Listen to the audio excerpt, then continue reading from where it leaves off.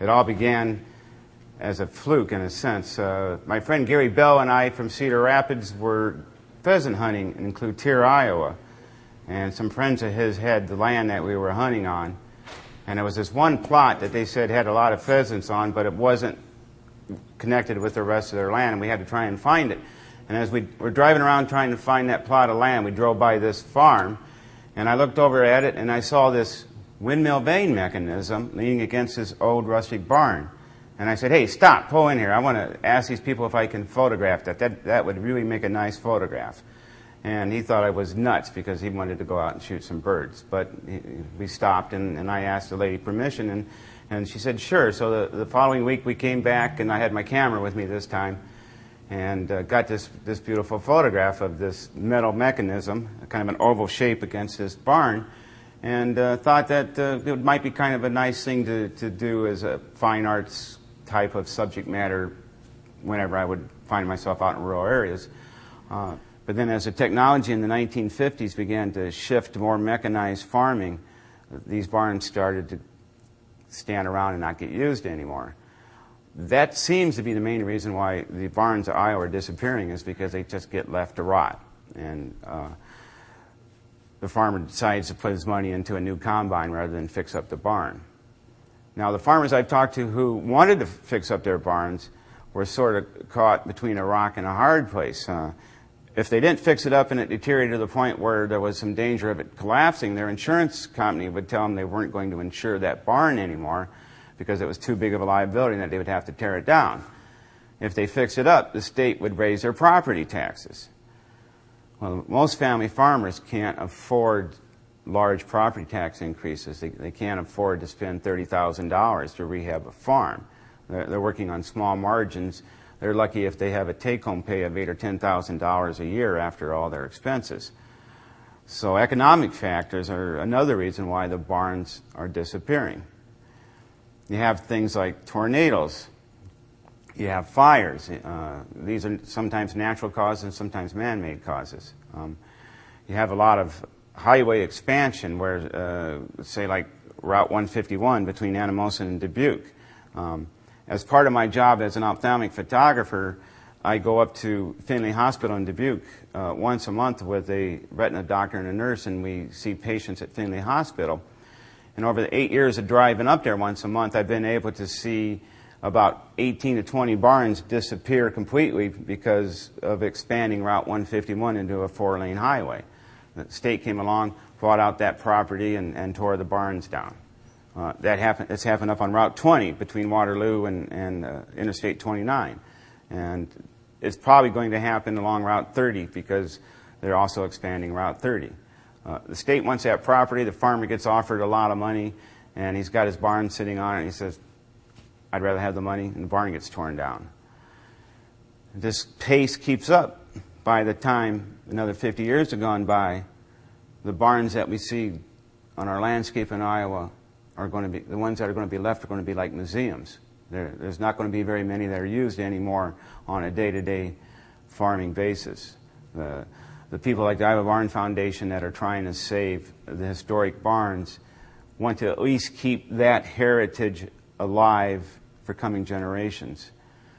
My documentary and photography was a two-purpose thing for me. It was to try and document the barns in terms of basic architectural style, but it was also to show to people who were interested in what was happening with family farming just what was happening to the barns, because the barn is basically the center of farming in Iowa on a family farm.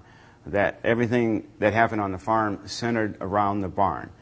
In the early 1900s, there was a thing called the summer kitchen, in which the farm wives, instead of heating the house up during the summer cooking for all the farm hands and their husband working hard all day, they built little kitchens out between the barn and the house.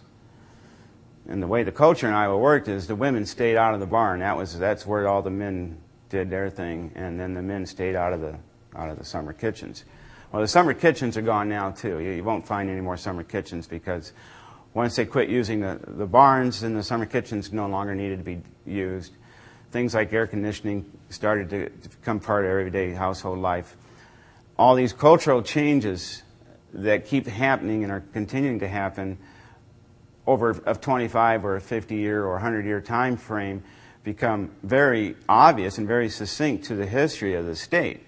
And I think preserving these barns in any way we possibly can is an excellent idea and well worth the time and effort to do. This is that first photograph I took. This is the windmill vane mechanism. And this is called windmills because if you look right up here, there's another windmill right up here. And when I took that photograph, I did not see that windmill when I was framing the photograph.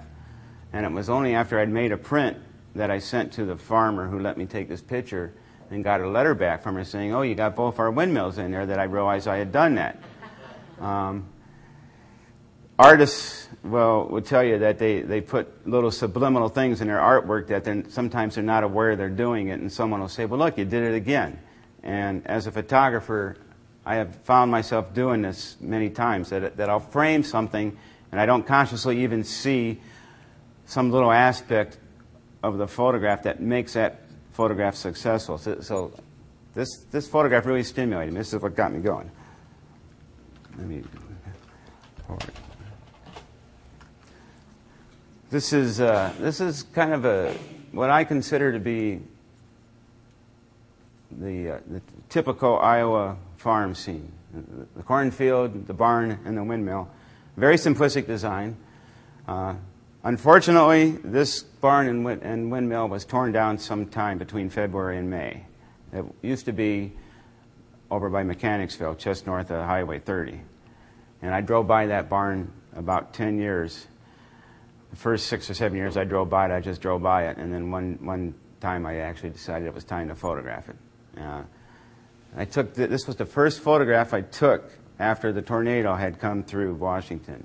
The day I went out to start my documentary, that was the first photograph I took. And my wife thinks it's the best photograph I've taken, and the Iowa Barn Foundation used this on the cover of their last magazine.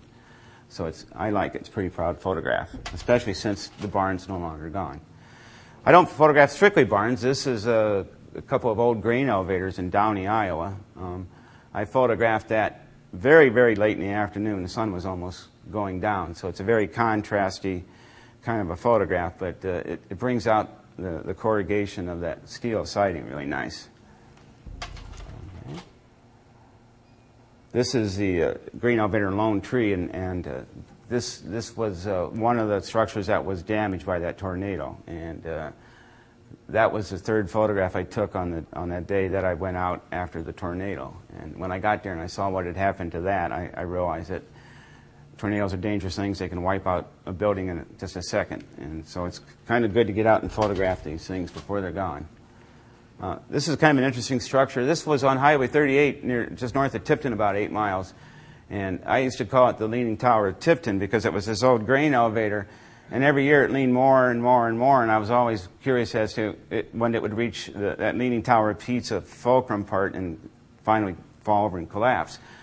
But before it fell over and collapsed, a couple of 12-year-old kids burned it down a couple of years ago. So it's no longer there.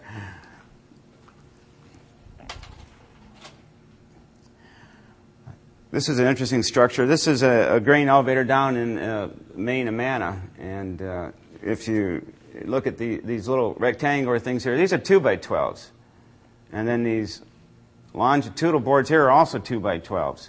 When they built this, there's 2 layers, 2 walls of these 2x12s running this way, and they're tied together with 2x12s going perpendicular to them. You could not knock that down with a bulldozer. I talked to a guy out in Council Bluffs who said they have one out where he lives, and they tried to knock it down with a bulldozer, and it wouldn't even budge, and they ended up using about 10 sticks of dynamite and blew it up. This particular one is still standing, but it now is covered with aluminum siding. The Amana counties had to do certain things to be able to keep some of their old structures, and they were getting some funding from the state to do that, and the state said they had to put aluminum siding on this building. So it's still there, but it doesn't look like this anymore. And it was really beautiful wood. It was a gorgeous structure.